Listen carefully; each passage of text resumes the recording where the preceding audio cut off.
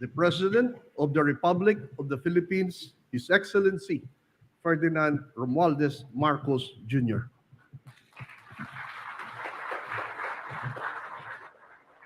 Thank you very much, Secretary Conrad Estrella. Please take the seats. Senator Cynthia Villar, who I think is finally finding a way to have all her plans that have been frustrated for so many years. We have been watching you from the sideline to have some of the opportunities that we are laying out in terms not only of the coconut industry, but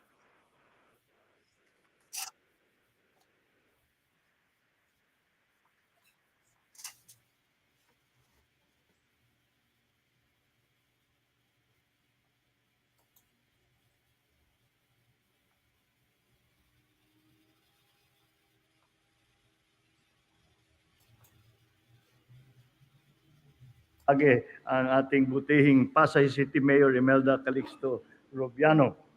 My fellow workers in government, other distinguished guests, ladies and gentlemen, good morning to you all. It's with pleasure that I join you all to celebrate this golden milestone of the Philippine Coconut Authority. Today, we honor the PCA and its 50 strong years of developing a united, efficient, and globally competitive coconut industry.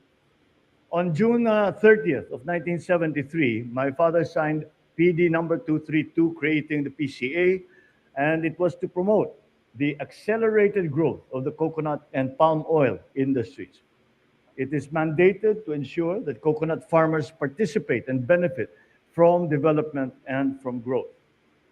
With 50 years of dedicated work, and with a view to advance the coconut industry, it is worth recognizing the hard work of the men and women of the PCA who help shape the policies, provide services, and distribute resources to empower our farmers across the country. We are an agricultural nation. The Philippines now is a major exporter of coconut oil and other products such as copra meal and desiccated coconut. We are thus in prime position to harness this advantage to develop this crucial sector for the benefit of our economy and our people. Often referred to as the tree of life, or in my part of the country, it's referred to as the miracle nut. The coconut is deeply ingrained in the cultural fabric of our society. It has become an integral part of our national identity. We have used the coconut tree not only for food and nourishment, but for shelter, for clothing, and a source of livelihood for many generations. Thus, it is important that we continue to develop and improve these products so that we can find new uses and expand its distribution to new markets. The day is also dedicated to our diligent coconut farmers who work tirelessly under the sun to cultivate these vital products. Through their hard work, they're able to plant, take care of, and nourish resilient coconut trees necessary for the emergence of a stronger coconut industry that we may all reap the benefits of this essential product. I thus encourage the PCA to continue to uplift their lives of our coconut farmers and empower them to improve their conditions, break free from the chains of poverty, and dream bigger for themselves and for their loved ones.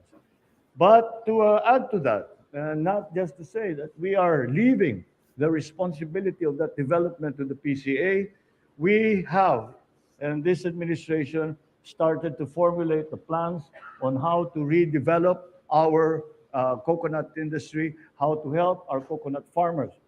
There is no reason why the Philippines should not be the biggest producer of exports in terms of coconut products. The coconut, alam naman ninyo, pagka ang pinag-uusapan ay coconut, talagang wala tayong tinatapon. Walang kailangan itapon. At madali para sa atin ang magpalaki at mag-alaga ng coconut dahil siyempre kahit naman wala tayong gawin, tumutubo yan eh. Kaya hindi talaga tama, we cannot allow this this very, very grand opportunity for our farmers to slip by. And we have now come to the point where we have been looking at the coconut industry as an industry, and it is now time to revitalize that economy for the betterment of not only coconut farmers but for the entire economy. And the potential is really quite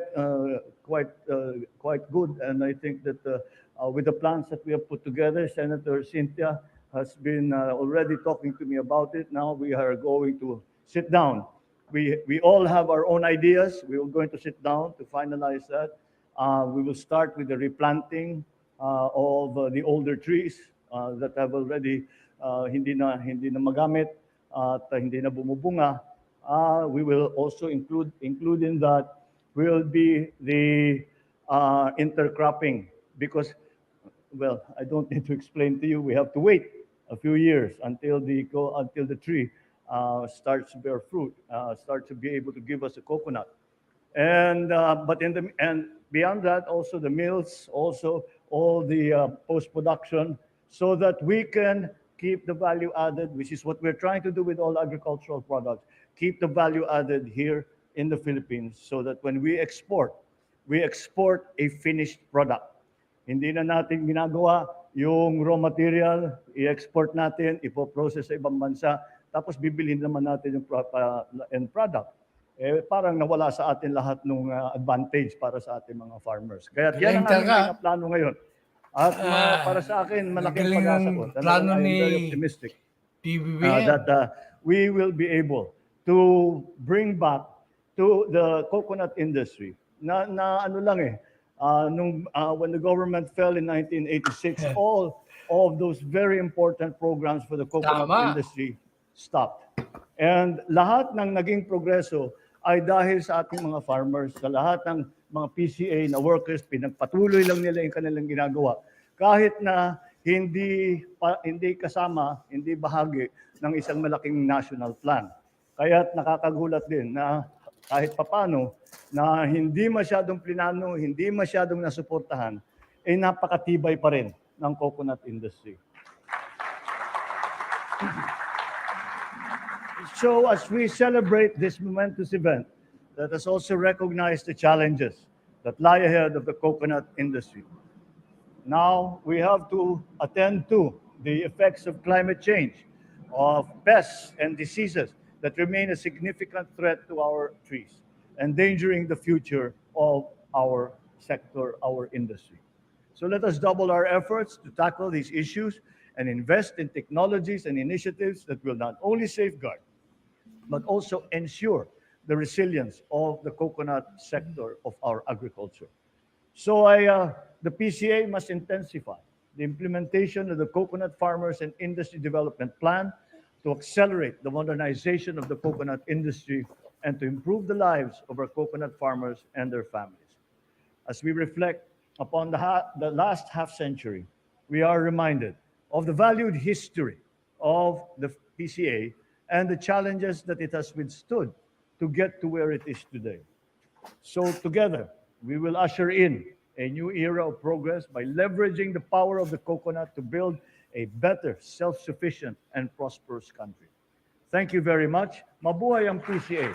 Congratulations on this important day, and I look forward to the next 50, no, the next 100 years. Maraming salamat at magandang tanghali po.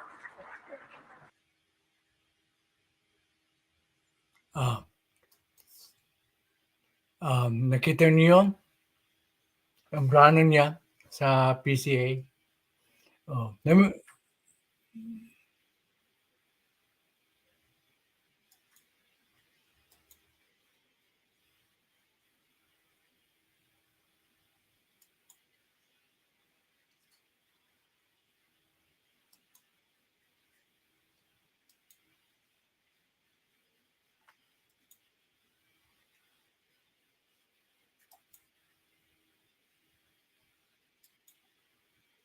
Negosyo Center. Sa tingin niyo po, paano po ito makakatulong, lalo na po doon sa mga negosyante po, sa MSMEs? Yun lagi talaga ang ating inaalala at binibigyan ng pansin ay yung mga MSMEs dahil napakarami nga at karamihan ng ating mga negosyo, lahat ng ating mga maliliit na tindahan, lahat ng other economic enterprises na very small scale, yun talaga ang buhay ng ekonomiya ng Pilipinas. At hindi lang, actually, habang nakikilala ko at nag-uusap kami ng mga iba't ibang leader sa iba't ibang bansa, ganun din, lalo na sa Southeast Asia, ganun din ang sitwasyon.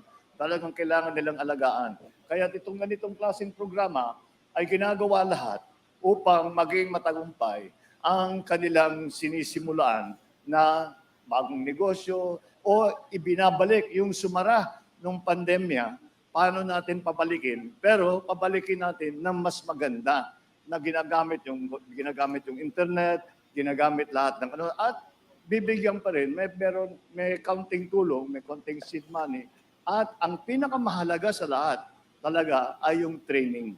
Dahil kailangan natin turuan ang maliliit na negosyante kung paano humawak ng pera, kung paano mag-accounting, kung paano makipag-usap sa bangko, kung Hi, paano Trixie. gumawa ng business plan.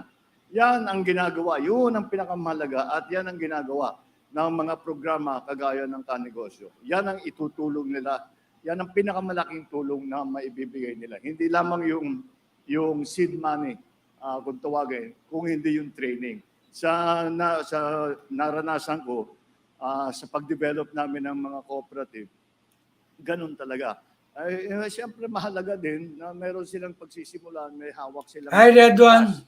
Ngunit, kailangan kahit magkano ibigay mo yan, kung hindi nila alam i-manage yung Salamat at negosyo, ah, mawawala din yan after a while. Kaya yung training ang nanood pinaka-importante ka. sa akin talaga. Sir, kasabay po ng pagbangon po ng ekonomiya, sir, ano po siguro yung maipapayo niyo po sa mga negosyante, especially po yung mga nagsisimula pa lang, sir? Thank you. Ganito, mag-training kayo. At marami namang programa, meron ng gobyerno. Meron tayong mga, yung sa DTI, tinuturuan natin, nagte-training tayo, hindi lamang training, nagbibigay pa tayo ng mga kit, kung ano bang gusto nyo, maging air condition na repairman ka, may bibigay na compressor, may bibigay na konting gamit. O kung magpapagagawa ka ng, magbe-baking ka, bibigyan ka ng pwedeng gagamitin para lutuin yung produkto. Lahat yun, ganun. So meron yan sa gobyerno. Ngunit, lagi kong sinasabi, kahit lahat ng gobyerno ay ginagawa yan, hindi magiging sapat. Kaya't kailangan, kahit lagi namin pinag-uusapan yung PPP. Dahil talagang yung mga private sector na gustong tumulong. At to let us give credit to the private sector. Kung minsan tinitingnan natin sila, wala na, nagpapayaman lang yan. I have to give credit to the private sector, to organizations like Cebuana and Villar, that they really have gone out. And this is, siguro, ang iniisip lang nila kung paano matulungan yung mga maliliit. At siguro, kapag pinagsabay natin yung ginagawa ng pamana, ginagawa ng mga pribadong sektor, ayan, yun ang dapat sila, mag-avail sila doon sa mga ganong klaseng mga programa kahit papano. At huwag silang mahihina ng loob. Kung yung unang pinasukan nila, baka hindi masyadong magandang resulta, sige lang, nandito pa kami, uulitin natin, hanap tayo ng magiging maganda para sa inyo, yung magbabagay para sa inyo, na palalakihin ninyo. Thank you, Mr. President. Ivan Marina of GMA7. Magandang umaga po, Mr. President. Sir, bukas po, mag-iisang taon na ang inyong administrasyon. How would you assess your administration's performance in the past year? At kung inyo pong mamarapatin, Mr. President, ano ho ang gradong ibibigay ninyo sa inyong sarili bilang Pangulo at gayon din sa inyong mga appointee in terms of delivering the promises you made during the campaign? Well, the delivering of promises is a work in progress. It's not something that you say, tapos na, I finished it. This is an ongoing process.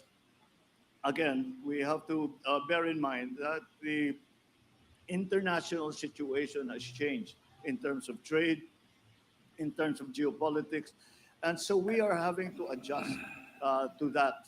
And now it is very clear that the most successful economies were those who are agile and resilient. And that, I think, we have put in place the basic elements for us to do that. I saw a report earlier this morning where one of the economists said the grade that I will give the president for agriculture is incomplete. I agree with him. We are not yet done. Ang dami pa naman. Humble, ano? There are many, many things that we still need to do. We have to undo 30, 35, almost 40 years of neglect when it comes to the agricultural sector. And the agricultural sector still occupies the most fundamental part of our economy. And so, yes, we have done a lot of work. I think we have seen many of the changes. We are beginning to see the systemic changes that are going to be part of the new bureaucracy. But there's still a long way to go. We continue to work on the economy to make sure that our basics, our macroeconomic basics are in place. We're still fighting with inflation. Talagang yan, isa pa rin yan ang pinakamalaking problema Hi, Cutie Connie. na harap natin. At lahat ng ating maaaring gawin ay ginagawa natin para hindi masyadong nahirapan ng taong bayan. So, I think we will be concluding the negotiations, the tripartite negotiations on the wage board. So, meron tayong makikita na para makatulong naman tayo doon sa mga mas maliliit at nangangailangan ng tulong. So, it's never enough. It's never enough. Whatever it is that we have managed to do, there is still a great deal more to do. We have a lot of work still to do, and we have to work smart, and we have to work well, and we have to be very conscious. We should not be insular and think that it is only the Philippines that exists in the world. Tignan natin, what is our true place in the world? So that is something, it's not a small thing, it's something that we are redefining. The world looks at the Philippines in a different way now than it did 1 year ago. You go anywhere now and the Philippines is always recognized. They say that if you are planning to invest in ASEAN, See? then you must have a plan of your investment in the Philippines. Otherwise it is not going to be a good plan. So that is now the place that we occupy. The job ahead of us is to make those structural changes that we have instituted, make them work now. And so that we can see the results, not only in terms of statistics from the PSA, but in the life. Magaling talaga, no? Thank you, Mr. Thank President. you. Thank you, Mr. President. Ms. Catherine Valiente, Manila Times. Yes, good morning, Mr. President. Good afternoon. Good morning. Yes, sir. Sir, will you accept the request of the United States to Yan na. allow daw po yung mga Afghan refugees in the country? Some groups and lawmakers have expressed concern that these refugees might be a risk to our national security. So what's your take on this, sir?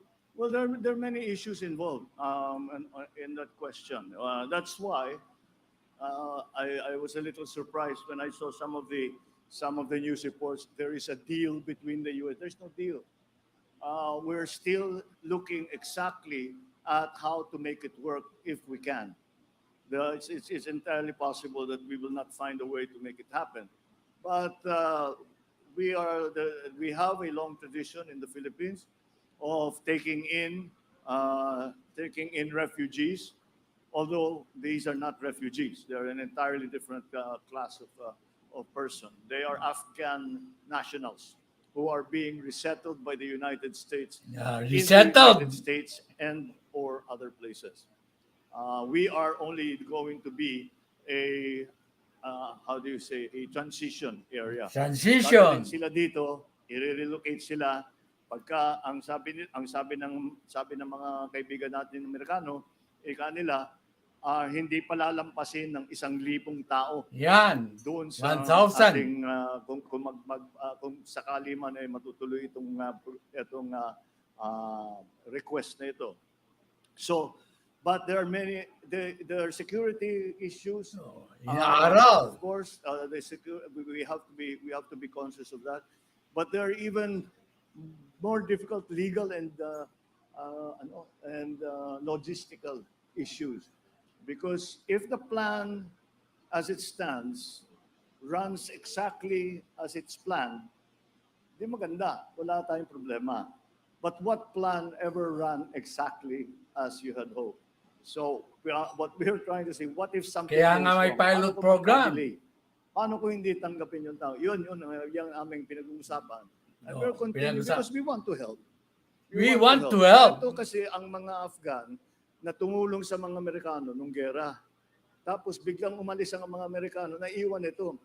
Ang katotohanan, pinapatay talaga sila ng kalaban. Yan. Kaya yun so inaalalayan nila yung mga ano. Pero hindi nga sila refugee. Iba nga ito eh. This is something different. It's not something that we've encountered before. They are Afghans who are being resettled primarily in the United States. And we are going to be the third country. That is the proposal of the. Thank you, General Continue to Opinions. study it and see if there's a way we can do it without endangering the Yeah. security. There's a way we can do it.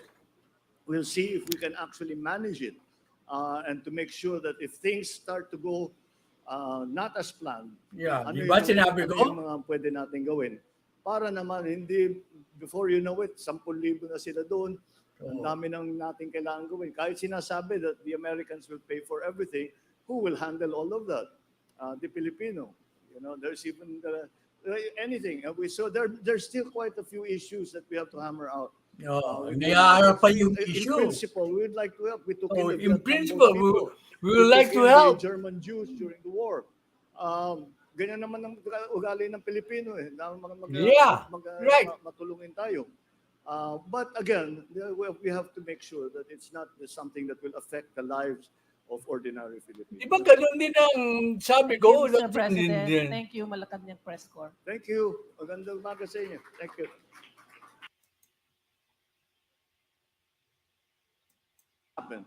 But we have a long tradition in deal between the U.S. There's in that question. That's why The request of the United States. Okay, mag-discuss na tayo.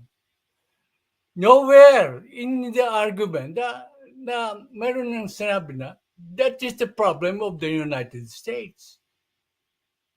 So the United States should take care of the problem. No, di ba sinasabi ko naman sa inyo? That is not a valid argument.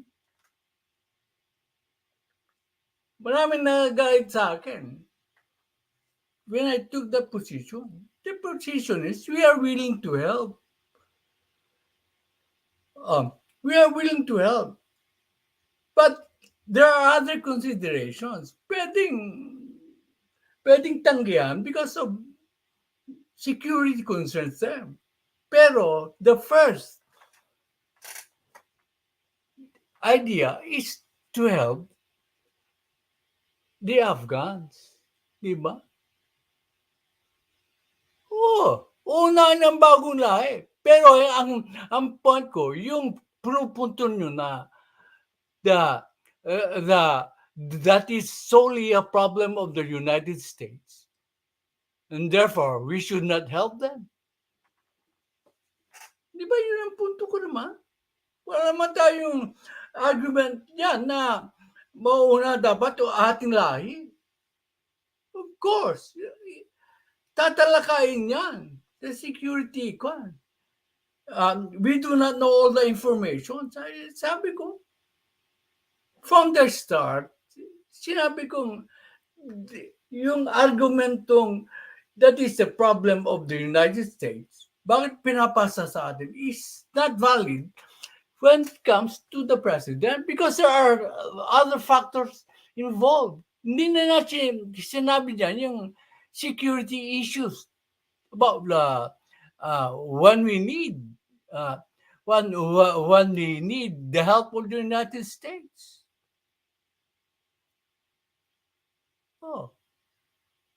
Oh, now, we are willing to help, yeah. But if the disadvantages, di ba sinabi ko naman sa inyo, if the disadvantages outweigh the benefits, then he should deny the request of the President of the United States, stating the facts na why he is denying the request. Di ba yun ang sabi ko noon? We are willing to help. We are willing to save lives. But, of course, anong mali sa sinabi ko? Ang mali yung pinupuntertiya na ginagawa niyong argumento, yung the President should deny the request because that is solely a problem of the United States. Kaya nga, isang thumbnail ko po, ganyan, Maribel Sabalang, salita na si Presidente Marcos.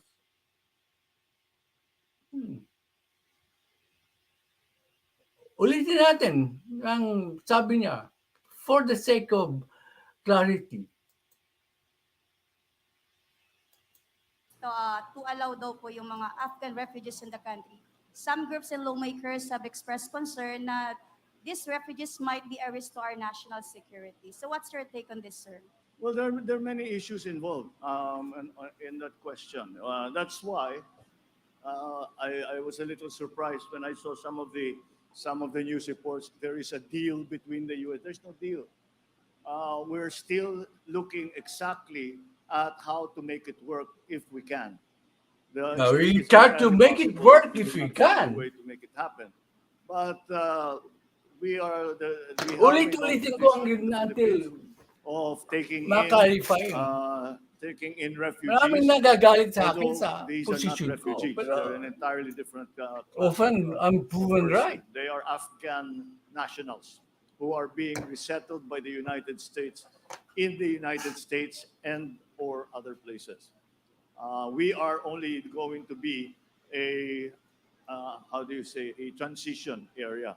Dadalhin sila dito, i-relocate sila.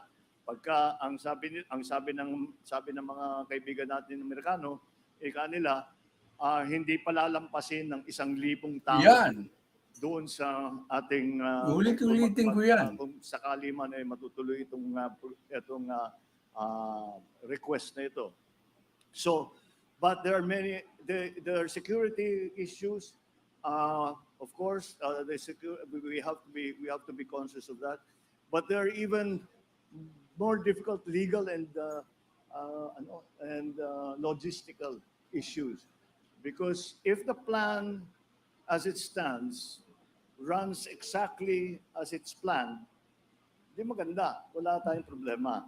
But what plan ever ran exactly as you had hoped? So what we are trying to say, what if something goes wrong? Paano kung magka-delay? Paano kung hindi tanggapin yung tao? Yun yung aming pinag-uusapan. And we're continuing because we want to help. No, We want to there. help. Ito kasi ang mga Afghan na tumulong sa mga Amerikano nung gera. Tapos biglang umalis ang mga Amerikano, naiwan ito. Ang katotohanan, pinapatay talaga sila ng kalaban. Kaya yun so inaalalayan nila yung mga Pero hindi nga sila refugee. Iba nga ito eh. This is something different. It's not something that we've encountered before. They are Afghans who are being resettled primarily in the United States. And we are going to be the third country. That is the proposal of the American. We'll continue to study it and see if there's a way we can do it without endangering the We're security continuing to of, study the it. Philippines. We'll see if we can actually manage it.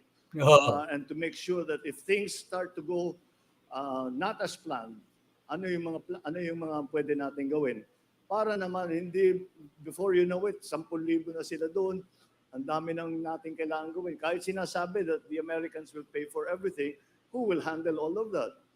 The Filipino. There's even anything. So there's still quite a few issues that we have to hammer out. Continue lang issues. In principle, we would like to help. We took Yeah, in the in Vietnam principle. War people. We took in the German Jews during the war. Ganyan naman ang ugali ng Pilipino eh. Na matulungin tayo. But again, we have to make sure that it's not something that will affect the lives of ordinary Filipinos. Yan. Thank you, Mr. President. Thank you, Malacanang Press Corps. Thank you. Magandang umaga sa inyo. Thank you. Oh.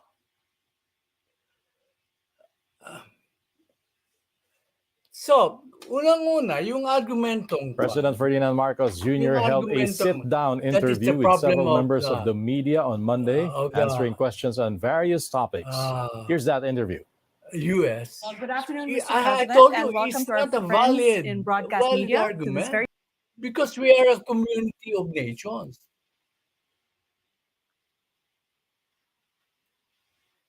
We are a community of nations. The community of nations try to help each other in times of need. Oh, di ba? Ang unang sabi ko, there should be no distinction between refugee and employee of the United States. The first consideration is to save lives. Sinabi namin siya, pinapatay na yung mga tao. Hindi mo tutulungan. We intend to help. Sabi niya. But there are primary considerations.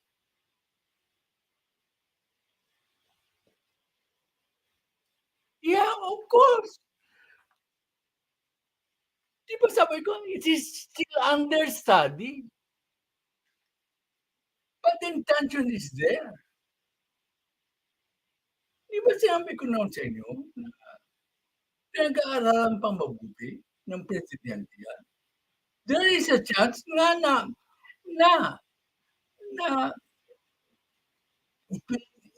be denied. When the interests of the Filipino people are not taken care of.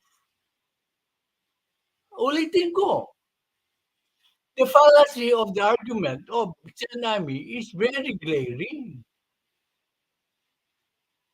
Na problema ng US, dapat ang US mag-solve. Diba? From the very start. Oh, I transferred. Oh, yeah. Until the president agrees, he said, yeah, I respect that. But then, look at his pronouncement. It's almost the same as mine. Oh, who are more? When I stood only as one, problem kay Babe Romualdez, siya ang nag-request. Oh, come on naman, Red One.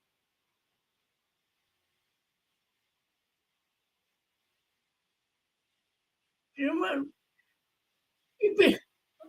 come on. Do you think this Babe Romualdez who made the request?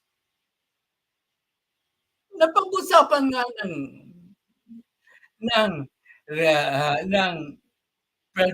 President Pbbm at si Biden yan.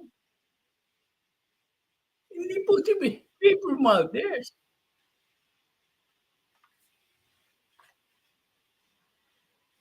Oh. Sabihin mo lang, nagkamali siya sa term ng refugees. Is that a big deal? When the intention is to save life? Ang point ko, yung argumentong problema ng US yan, kaya hindi tayo dapat tumulong, is a fallacy. Although, I took an unpopular position. I took a very unpopular position, but it turns out that I'm right. that we intend to help. The problem is,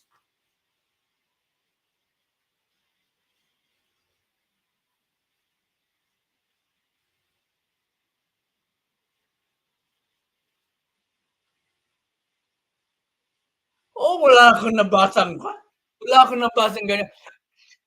Trexie, sabihin mo nga sa akin kung anong source mo na okay na si si si President Marcos. Ano pinagsasabi ng ibang vlogger? Pero sa lahat ng interview, wala akong nakita na sinasabi ni Babe Sumales na okay na kay Presidente. Kasi kung okay na sa Presidente, hindi na dapat pinag-aaralan.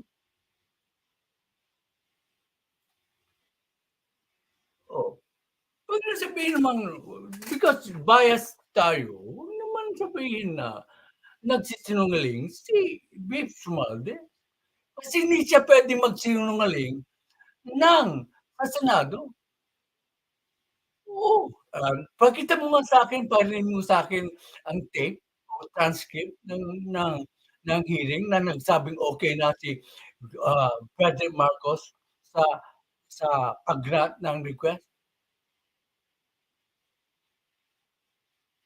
Oo. Tingnan nito.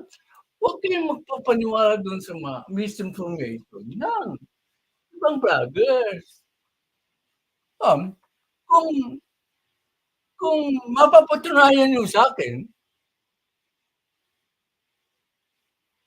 oo nga. Pero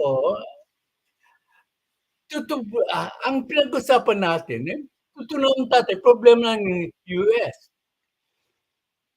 Gugulin na ang ating bansa. Pero wala po yan sa argumento ni President Marcos. Kasi pag tayo nagka-problema, hingi din tayo ng tulong. Ito naman eh. Mayroon ba yung argumento na yan? Problema ng US yan. Kaya humingi ng tulong sa atin. Nasa sa atin kung gigagra.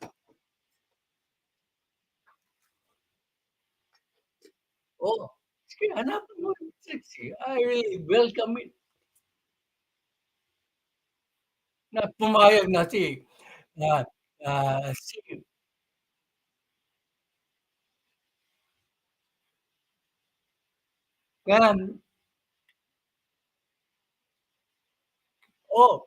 pakita mo sa akin yung I need proof.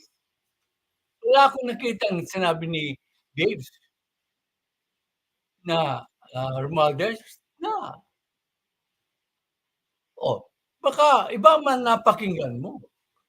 Napakinggan mo, gusto mo marinig, pero hindi talaga yun. Hindi talaga yun ang sinabi ni Dave Romualdez.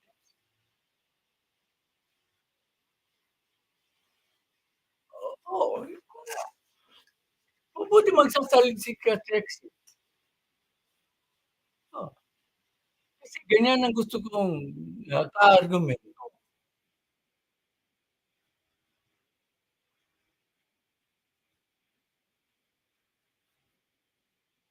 Ganun nga. Sabi ko, cut them. Nagka-problema nga sila, pero hindi yan sa consideration sa diplomatic relationship. Naman. Kasi sana binanggit ni President BBM. Talagang importante yan sa diskusyon.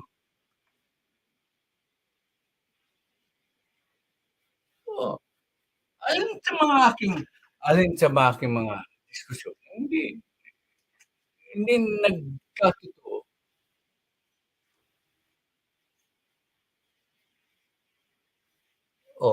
Saka, kaya inuulit mo naman yung argumento ni Sen. Amy. Pero wala rin siya lumitaw dun sa sinabi ng Presidente. Pinag-usapan natin yan, sinabi ng Presidente. Ibig sabihin, mas mahusay pa tayo kaysa sa presidente. Bakit natin pagpipilitan ang kanyang line of argument? It was not even taken up during the the uh, the uh, the interview.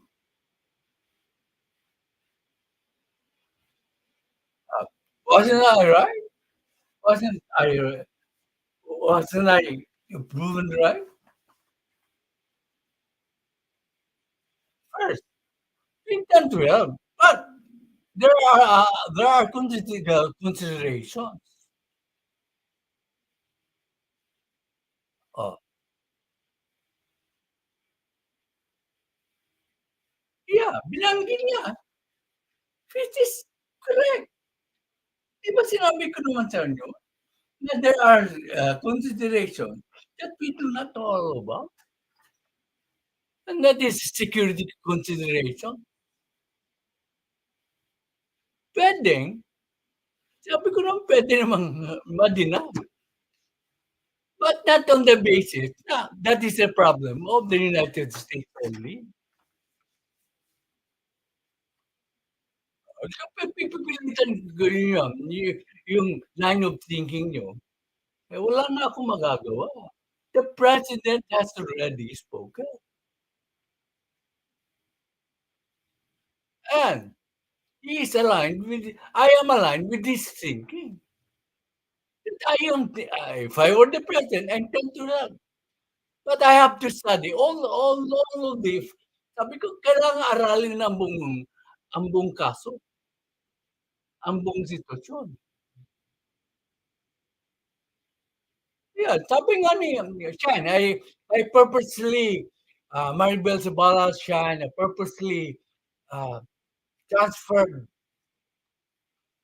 the live stream to 7:30 so that I can avail of your intelligent opinion.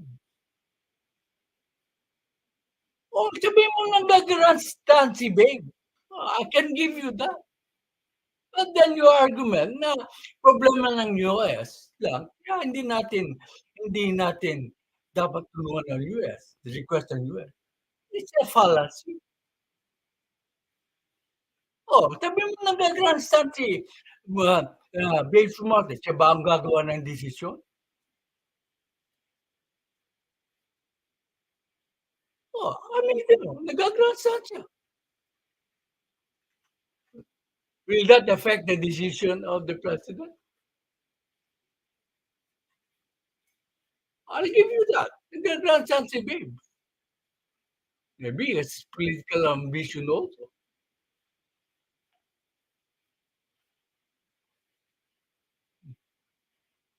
But then, ang aking reading is, we would like to help. Because the primary concern is to save lives. However, if in helping the Afghan nationals is disadvantageous to the Philippines, then we should not help. Diba yun ang stand ko? I'm not one of the cause, one of the reasons why it might not be advantageous to the Philippines. If the security concerns are too much for us to handle, then we should deny the request. But I don't know all the facts. Oh, maraming nagagalit sa stand ko when I take unpopular position. I don't know. You tend to believe other bloggers who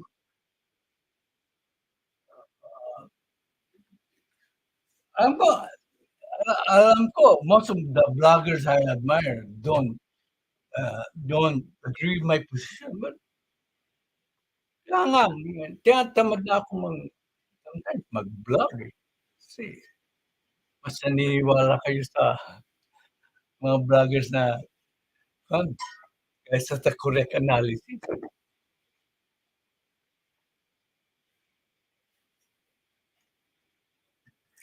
Yeah, I agree with you, Red One.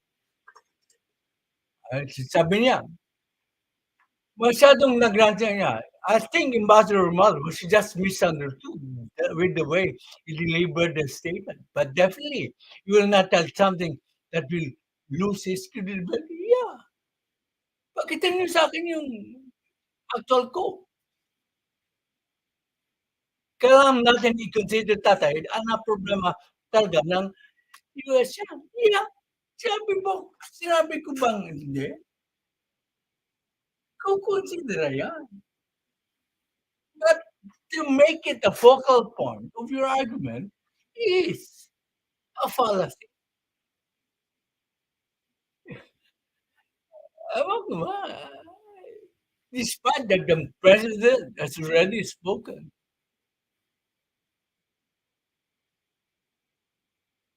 Oh.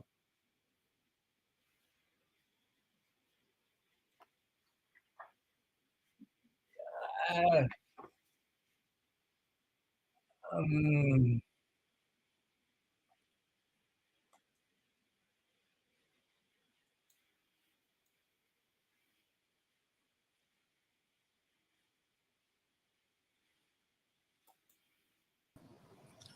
chastise them, I can move them aside, push them into other positions, etc., etc., etc.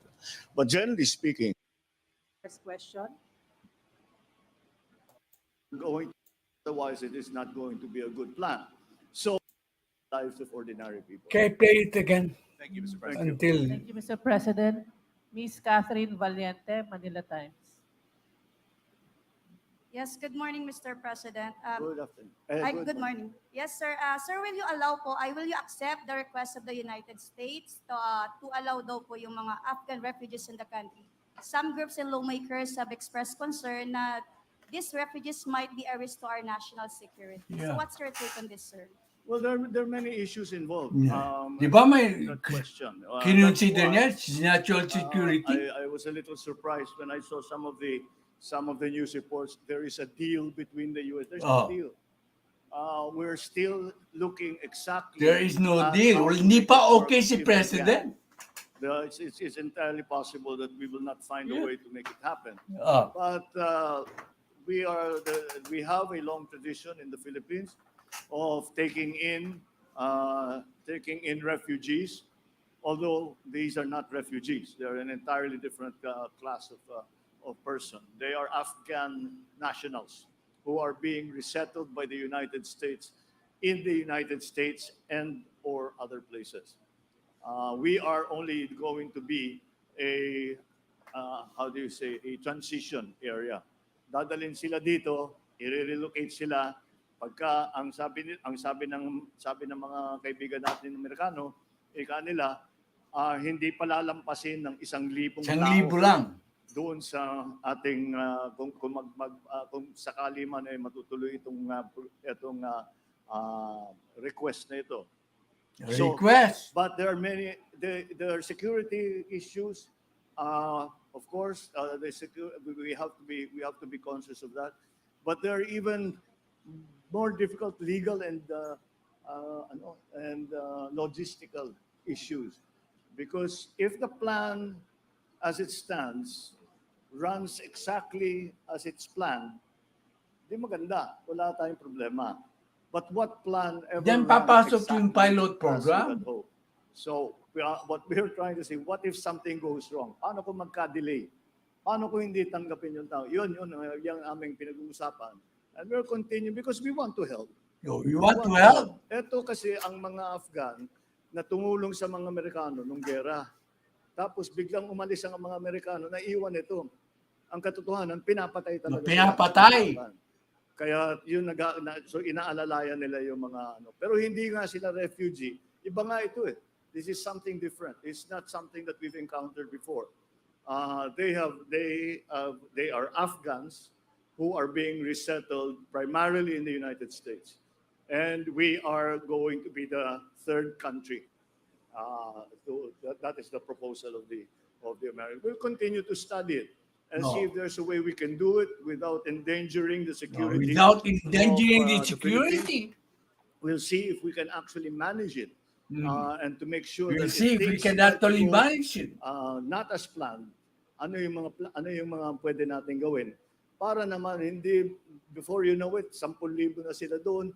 Ang dami nang natin kailangan gawin. Kahit sinasabi that the Americans will pay for everything, who will handle all of that? The Filipino. There's even anything. So there's still quite a few issues that we have to hammer out with the Americans. In principle, we would like to help. We took in the Vietnam boat people. In principle, we would like to help, but he's going to study. May security concerns. May logistical concern. Paano nga kung 10,000 na yun? Kaya nga may pilot program eh. Kaya nga ini-stress ko yung pilot program na dinisregard ni Sen. Amy sa hearing.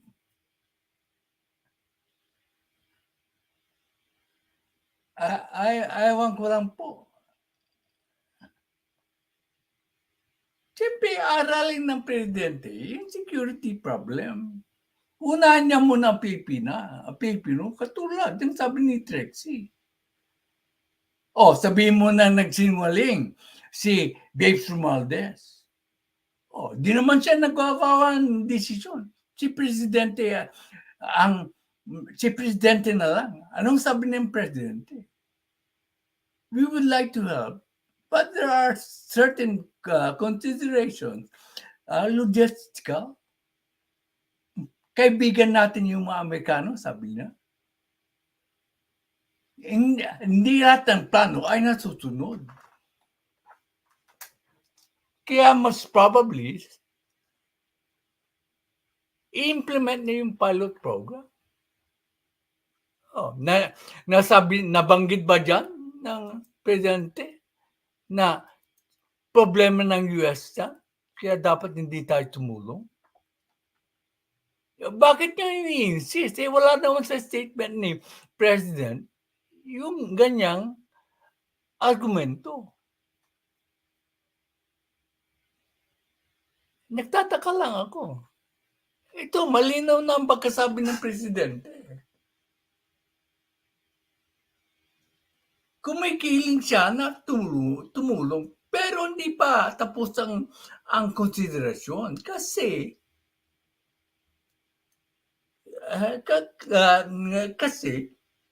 meron nga mga problema. National security. Pwedeng ma-harm ang mga Pilipino. Inaaral yan. Logistical support. So, posible pa rin na tanggihan niya.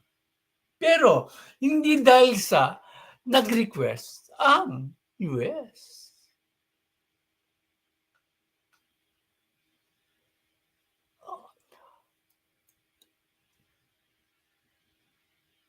Oo nga. Yeah, sinasabi ko lang nung una na ang argument to kasi ng marami yung US problem niya. We are arguing because nagsalita na po si Presidente. Pilot program, hindi pa rin napagdidesisyonan. Okay. Pwedeng i-deny nga eh. Pwedeng pag dininay, wala nang pilot program kasi inaral na mabuti nakakasama sa Pilipinas. Pero from his viewpoint, he is willing to help po. Sabi yan. Paano pag ibang presenter na at ayaw publikin dyan, ano ang gagawin? Mayroong agreement ang, you know what, Redmond? Pag mayroong agreement ang two countries, wala magagawa ang next president po. If there is an agreement between the two governments, signed by the two governments, the agreement is binding.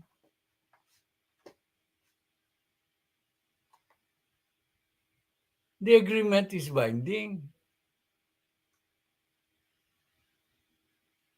Sabi ni, besides, it is clearly seen that PBM is studying it carefully. Correct. Tama na naman ang analysis mo, Shine.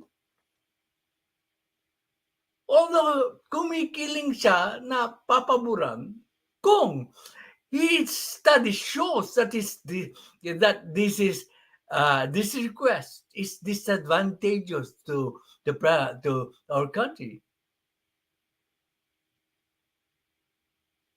then the probability with being denied is great.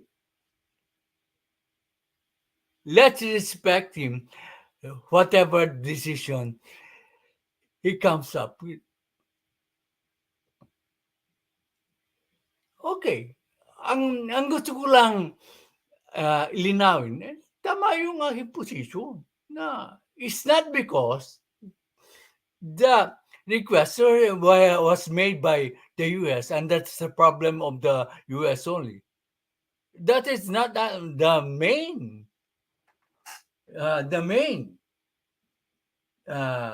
reason why it should be granted or denied. Okay. Kahit pilot program, hindi pa rin napagdesisyon dahil maraming kailangan. Okay, I agree with you. Wala tayong pinagkaibahan. Kaya nabanggit ng security, economic, kahit pa 1,000 lang, pinag-aaralan. Correct! Diyan ka tumama, Trixie. Pinag-aaralan po.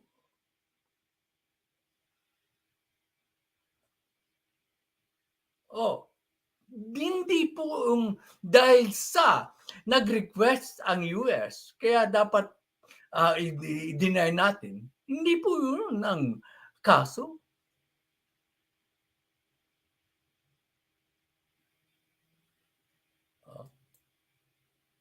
The agreement, if there will be, it's not between the president as person, but between, tama na naman si Shine.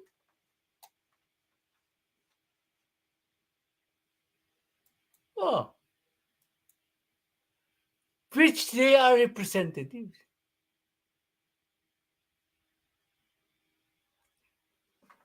Oh, yeah, I agree with ang 77,000K ay 4,000K lang ang na-process. Paano ang gagawin ng 77? Kaya nga 1,000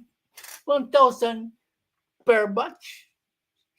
Sabi ni Presidente Marcos. May narinig ka bang 77,000? 4,000? Ina-anticipate nga yan. Paano kung dumagsa yung maraming na-delay? Hindi matalino sa PBB. Iniisip na niya. Tapos din natin siya pagkakatibalaan.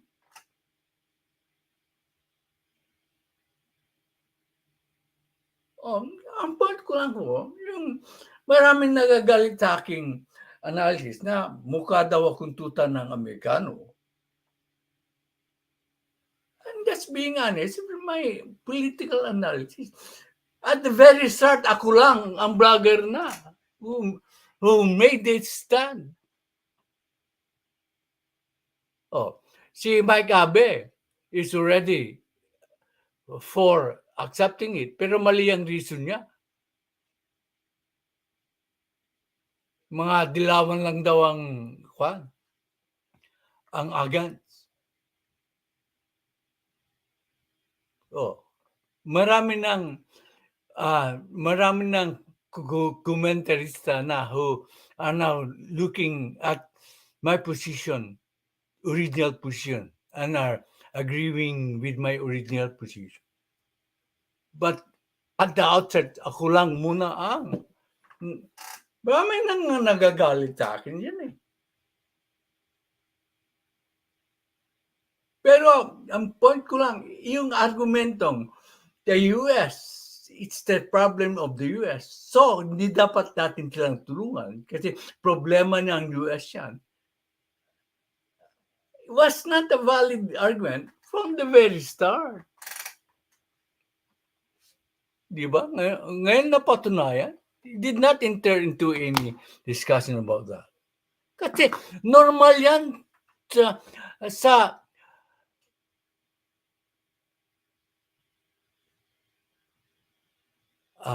ang pagtatay dapat sa US kung lang aasa ang Pinas isa oo nga pero it's a community of nations nga. It's a community of nations and nations try to help one another. Like, anong nangyari sa UAE? Naligtas yung dalawang death penalty convicts at saka isang long-term convict because countries tend to help each other.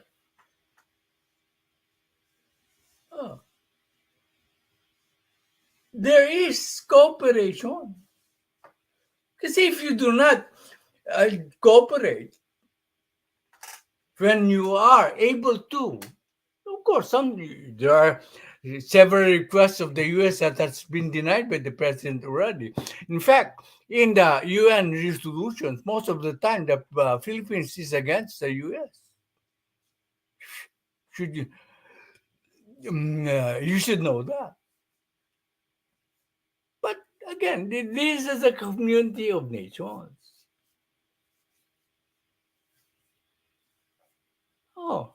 So your most your loudest argument then was that this is a problem of the United States only.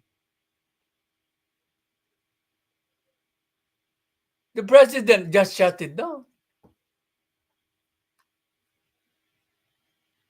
Because if that were the case, he would have mentioned that this is a problem of the United States only, and we should not help. Oh, come on, be honest about it. Continue. Yeah. Minsan, may isang makapasok lang na kahit na isang sympathizer ng tao, malaking problema. Yes. Kaya nga pinag-aaralan ko, Red One. Pero hindi po valid yung argument na the US is requesting help, and that is the problem of the US. So we should not grant that request.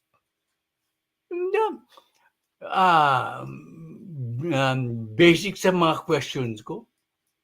Had questions to be answered. Ngayon, hindi na ba valid yung mga questions ko na i-ask you?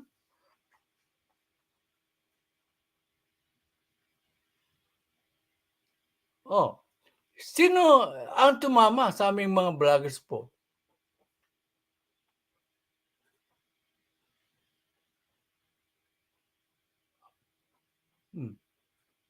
Sino po?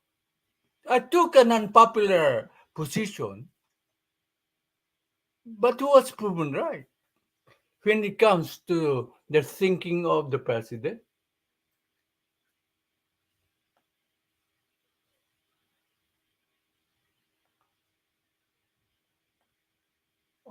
I take unpopular positions class. Kaya nga, hindi ako magbablog ng basta-basta. Kaya nga, I've been absent for several days because I don't want to waste your time not giving you a solid analytical position. No? I want you to understand the different arguments for or against. I may take an unpopular position, but usually I am proven right.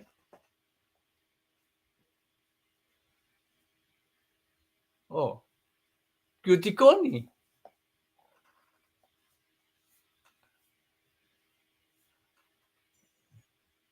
Oh, I hope you can find that quote by Bates Romualdez that the president has already agreed to granting the request. If, if ever PBBM decides to help, that's not a bad thing. Helping another country is a two-way street. Tama! You should help if you want to be helped when also in need under any circumstances. Tama! Ang galing-galing talaga ni Ishan. Hindi dapat makitid ang isip. Hindi ka to, babalik na naman tayo kay Xianami. Hindi dapat ka na ng mindset nyo katulad ni Xianami na problema ng US yan. Kaya hindi dapat tulungan.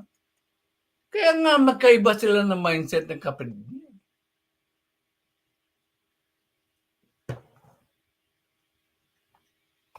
Oh. Siya nga pala, magandang balita ay yung sa dinismiss ng Sandigan Bayan ng ill-gotten civil lawsuit ng PCDG tungkol sa ill-gotten wealth ng Pilipinas last 2 days ago. It means na puro walang sufficient evidence yung mga pinagkakaso ng mga dilawan sa mga Marcos. Yung main testigo ay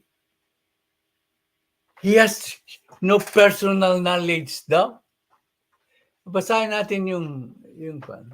So, I hope this settles it, yung argumento.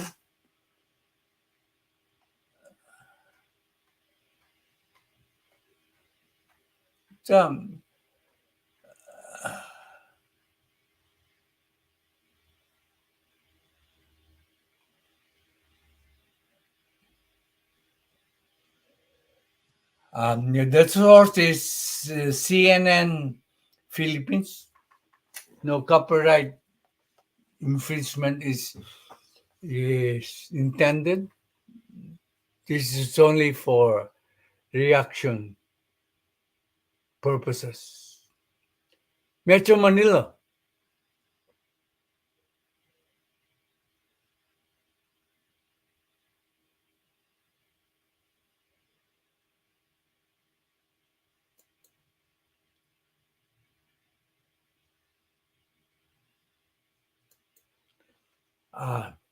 Front page news, Sandigan Bayan Junks oil ill-gotten wealth case versus Marcos Sr. Others by CNN Philippines staff, published June 28. June 28, 2023, 6:38. Ang sabi dito. Metro Manila, June 28, the Sandigan Bayan's second division has dismissed the ill-gotten wealth case filed against the late President Ferdinand Marcos Sr., his wife Melda, and their alleged cronies due to lack of evidence.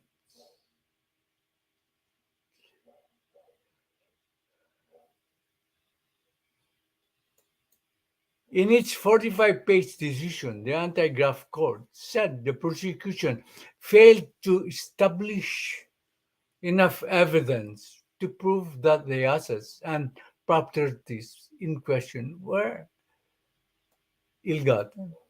Ibig sabihin, ang prosecution o ang PCG, walang sapat na katibayan na yung mga assets na yun na under litigation ay ilgatan.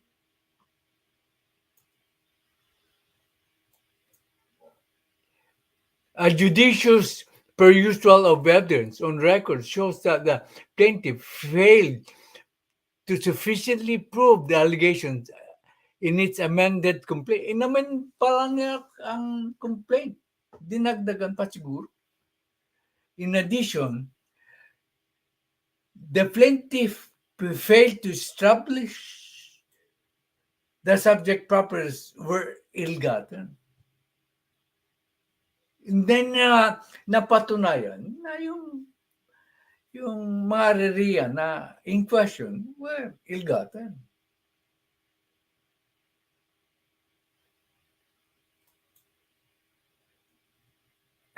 But in his decision, the anti-graft court said nothing on the face of this document presented the prosecution shows that the Marquesas had any interest or control over the subject properties were ill-gotten. No.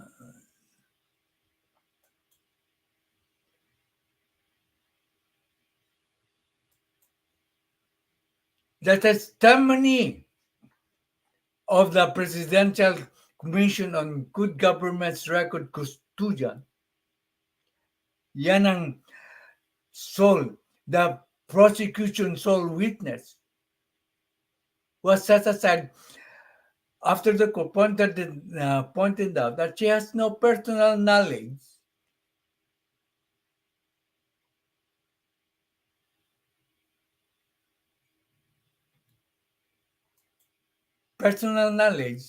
of the accuracy of the documents presented in court. So, pati yung sole witness ng PCDG ay wala siyang personal knowledge as to the accuracy of the documents. Paano mananalo ang PCDG sa kaso? Nagsailang lang ng pera ang gobyerno ng Pilipinas.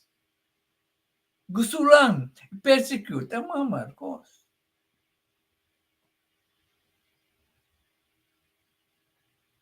The court also said that most of the documents presented were mere photocopies of documents in custody of PCG, most of which are unreadable.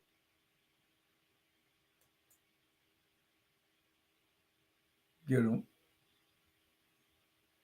So, kaya yan nagpapatunay na maski walang kaso ang PCG, para lang ma-persecute ang mga Marcos ay kinakasuhan.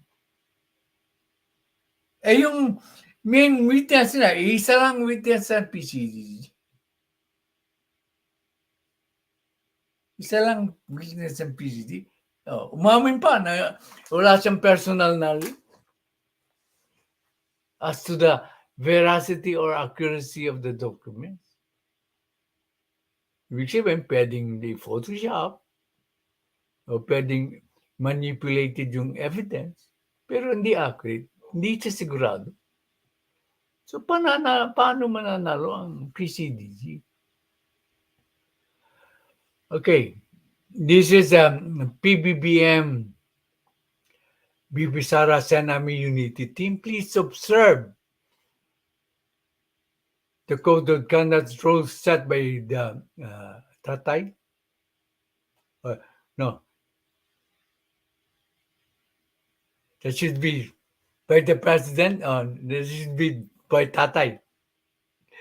Do not throw. Be respectful with one another at all times and always maintain your dignity. I'm glad we have maintained that. Do not throw insults to the host or other viewers just because you disagree with their comments. Okay. A true Marcos loyalist loves our country first and foremost over and above any person. I miss you all members of Tatay's channel.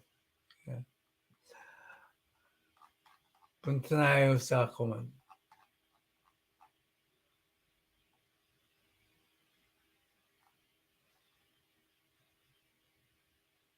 Goodbye all.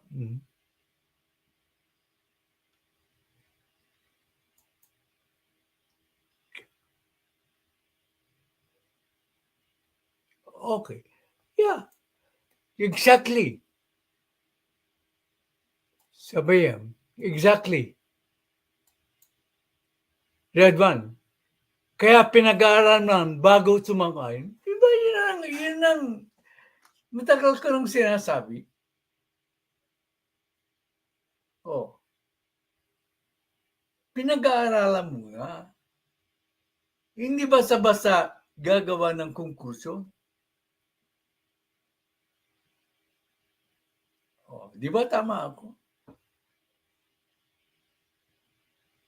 Oh. So, that's the last one. That's the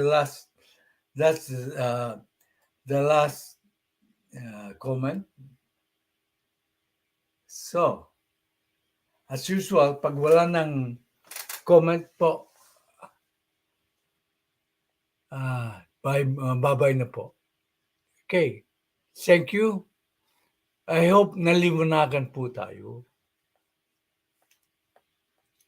Na maski pampopular po yung position ko is based on solid political analysis po. Okay. We are still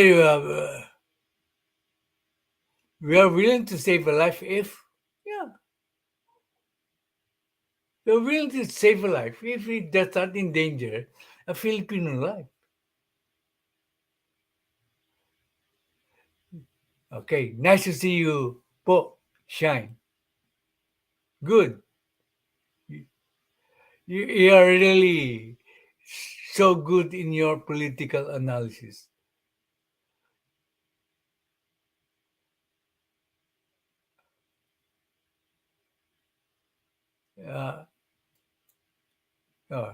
Tutanang ka nun si Babes.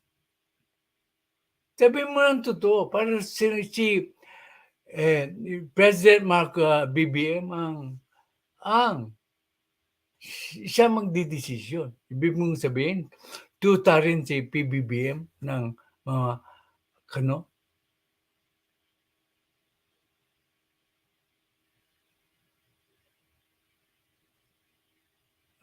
di ba? Tama ako sa aking analysis, Boss Mike, na hindi porke nag-request ang US na tulungan natin sila ay hindi na natin tutulungan. Si Presidente na mismo ang nagsabi. Ulitin mo. Ang live show ko ulit.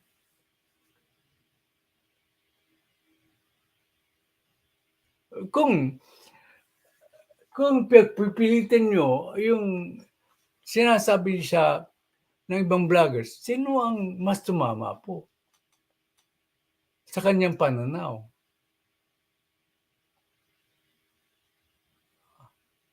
Post Mike.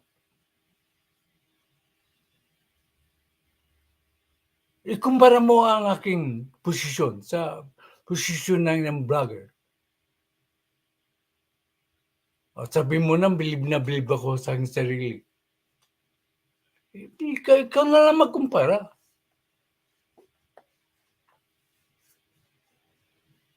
Okay, that's the end.